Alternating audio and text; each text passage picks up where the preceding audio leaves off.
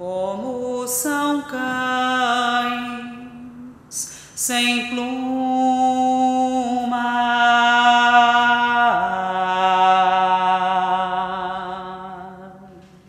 Por que o banho é importante para nós, enquanto artistas, para estar dividindo e buscar essas certezas, o que a gente está enfrentando, o que a gente está banhando e por que seria legal eu espelhar esse medo, esse enfrentamento? Qual o sentido disso tudo? Olha, eu sempre tive uma certa resistência a pensar assim, trabalhos assim com um nome assim muito geral, o banho, né? Ou isso, ou asfalto, né? A pirâmide. Eu sempre tive uma resistência muito grande com isso. Eu achava que eu na minha pouca compreensão da arte teatral, apenas com aquela tremenda curiosidade, eu sempre achava que o teatro devia ser uma coisa mais concreta, mais empírica. Então, no começo, eu achei assim, um pouco abstrato demais. O próprio tema, que para mim é mais uma desculpa, que podia ser o Santos Dumont, que podia ser Histórias Brincantes, que podia ser o Villa-Lobos, né? O banho ainda é uma desculpa temática, né? Que a gente pode, além do tema, falar coisas que existencialmente a gente quer falar enquanto artista, o nosso posicionamento político, religioso, através de uma obra.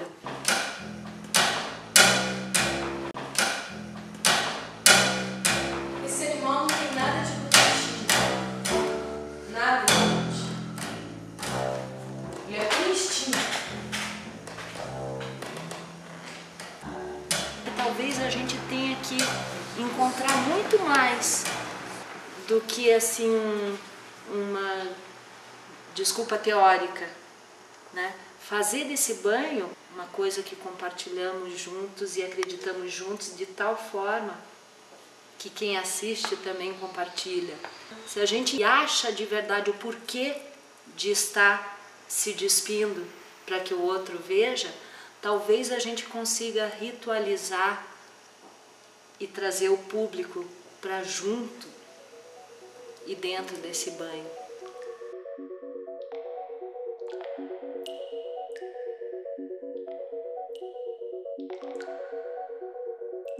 No início do processo era só uma palavra, banho. Podia surgir N coisas ali, N experimentações, poderia se caminhar para vários lados. A gente começou a tratar do banho como um lugar reflexivo, um lugar onde eu pelo menos tomo banho e penso, converso comigo mesmo. É esse momento de troca consigo mesmo, que é esse momento íntimo do banho, e essa passagem para um outro estado, em que eu me coloco, eu me avalio e eu mudo, ou não. Começou a pesquisar muitas coisas, desde água na religiosidade popular, no candomblé, nas religiões mais antigas, no misticismo, né, nas sociedades primitivas, enfim. A gente fez uma viagem o grupo todo fez uma viagem muito ampla, e eu acho que foi antes de que cada um mergulhasse no seu próprio banho. Foi uma grande parábola que se descreveu, assim, e dessa grande parábola houve um mergulho vertical, cada um verticalizando a questão do que seria seu próprio banho, dos seus desejos, não foi isso? Esse foi o começo, né, Blas? Esse foi um começo, assim, para todos nós mesmo, né? Onde a terra começa da lama. A orquídea do lodo, assim batizado pela Selma, ela surgiu de um momento de dor, profunda dor, enfrentamento dessa dor, mas uma vontade muito forte de, apesar de estar no lodo, de apesar de estar na lama, ou de apesar de estar aparentemente num estado de morte, tinha uma vontade de emergir, de renascer, de enfrentar essa morte e ressurgir. Seco. Esse personagem tem uma história, ele acabou tendo uma história, que é a história do instante da morte. A Selma contou esse possível personagem, o aluvião, o estado constante da água, estar molhado o tempo inteiro, que tem a ver com o texto. Contexto. E o que ficou mais forte para mim, mais do que o texto que o personagem disse, a força e a dinâmica com que aquele corpo se movia. E no decorrer do processo, a maneira como esse aluvião ia agregando texto, roubando palavras dos outros personagens e agregando para si, contribuindo sonoramente, ele foi arrastando todo mundo. Eu acho que o aluvião teve esse trabalho e esse valor de ir arrastando informações, arrastando pedaços de texto, costurando e levando como um rio que tem uma força que vai levando adiante. Porque esse aluvião precisava chegar em algum lugar, em algum encontro, porque a sede dele é muito grande, a busca dele é muito forte. Bom, o processo começa quando a gente lê um texto do Grupo Lume, né, que fala sobre os seres da lama. E em cima disso a gente começa a desenvolver um trabalho corporal, um trabalho físico e de emoção também. E cada um de nós pôde então colocar os seus desejos mesmo. À medida que a gente foi, ali nas primeiras semanas, trabalhando com a imagem gráfica, com desenho, e transformando o desenho em cena, da cena produzindo outro desenho, e desse desenho a gente produzir frases. Cada um de nós escolheu um desenho desses para dirigir, para construir a primeira cena. E a partir então desses desenhos nós criamos as primeiras cenas do espetáculo. Esses desenhos, essas imagens, elas foram levadas para esse lugar de experimentação sonora. Ou seja, a gente via os desenhos e a partir dos desenhos a gente produzia sons. O que aquilo nos causava, que impressão aquilo nos causava e o que poderia gerar de material sonoro.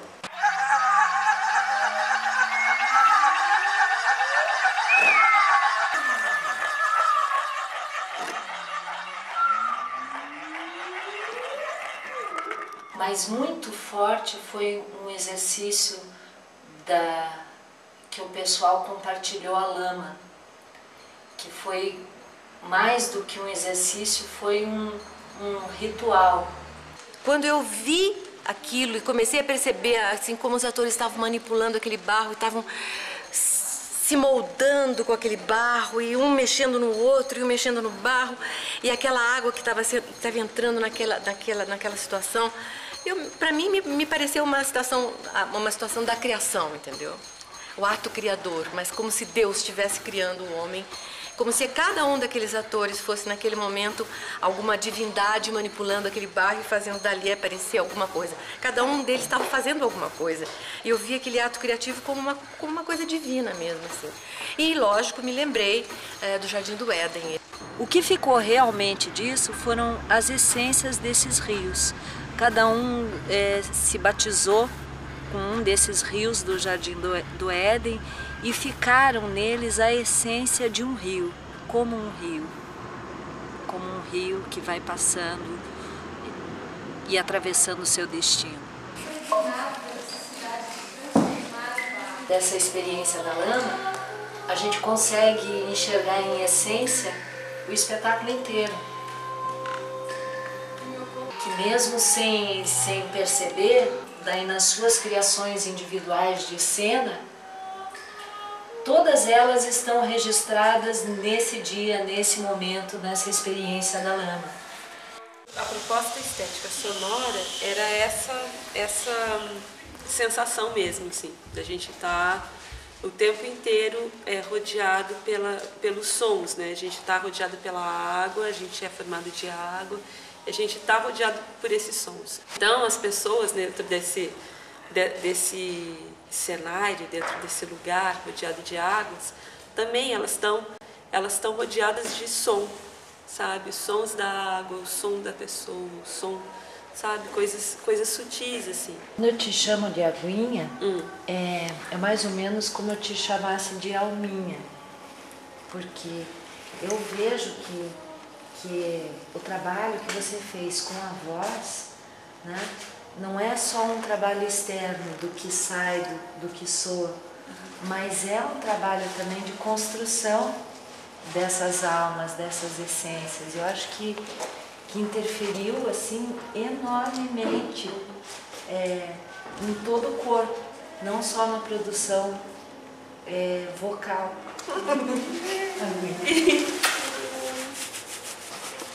Obrigada, bebê.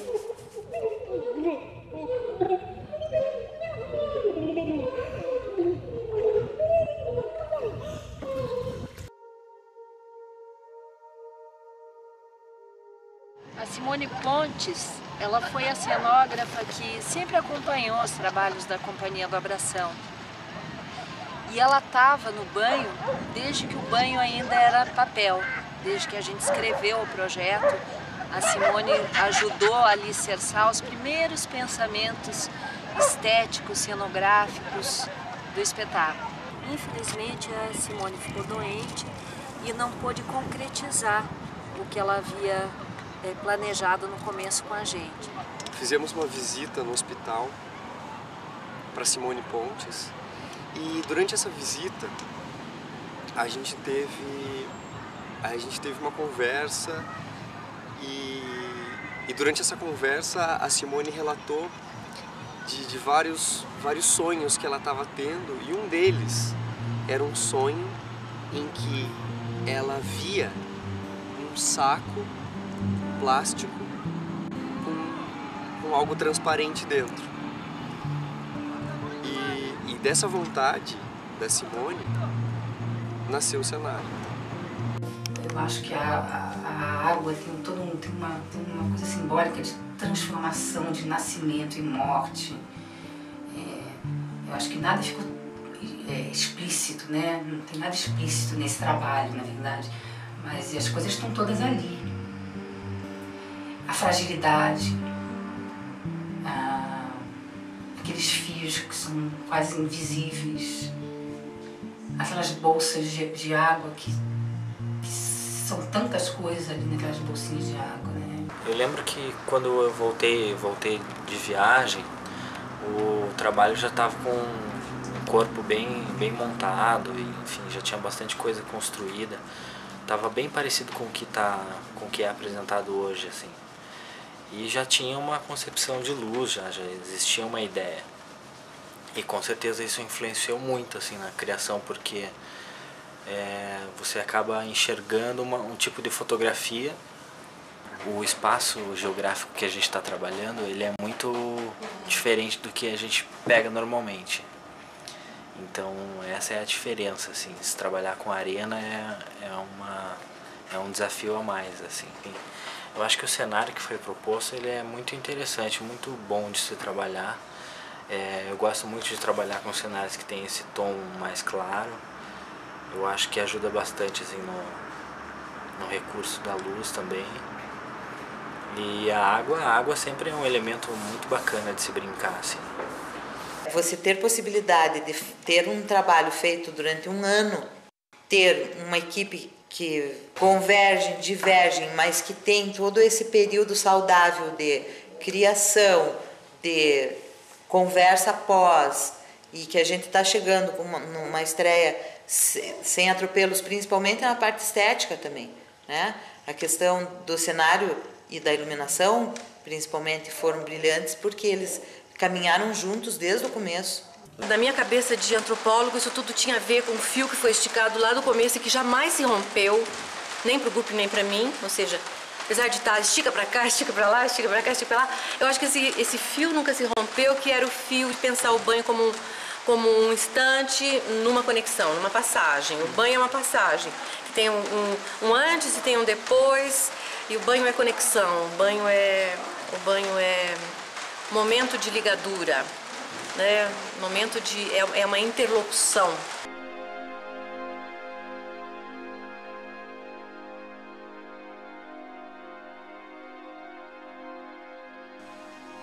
Eu acho que eu precisava desse mergulho coletivo, de sentir quase essa falta de ar para poder voltar à tona e respirar mais profundamente. Tomar um banho coletivamente é também me aprofundar nessa crença de que a gente não vive sozinho e que a gente precisa um do outro para poder crescer, para a gente poder se entender nesse mundo. O banho acho que é um descarrego, é um descarrego, limpeza da alma, assim, é começar de novo, é nascer. É morrer junto, junto com várias pessoas nascendo e morrendo juntas. O banho me faz pensar muito mais do que eu já penso profundamente sobre a vida. Até porque ela me traz a morte de uma maneira muito iminente. Então no banho, além da vida, é a morte.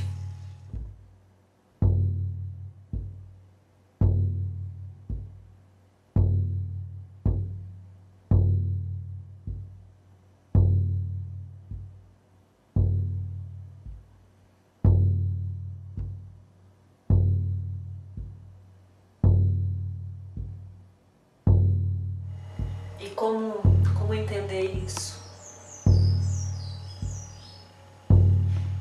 Como lidar com isso?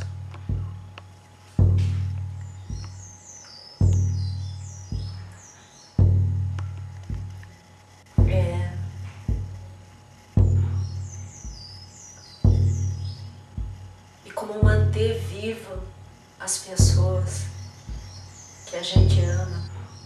Eu quis amar, mas tive medo e quis salvar meu coração, mas o amor sabe um segredo. O medo pode matar o seu coração. Água de beber, camará. Água de beber, água de benzer, camará. Eu nunca fiz coisa tão certa. Entrei pra escola do perdão. A minha casa vive aberta. Abri todas as portas do coração. Água de beber, água de beber, camará. Água de beber, água de benzer, camará. Eu sempre tive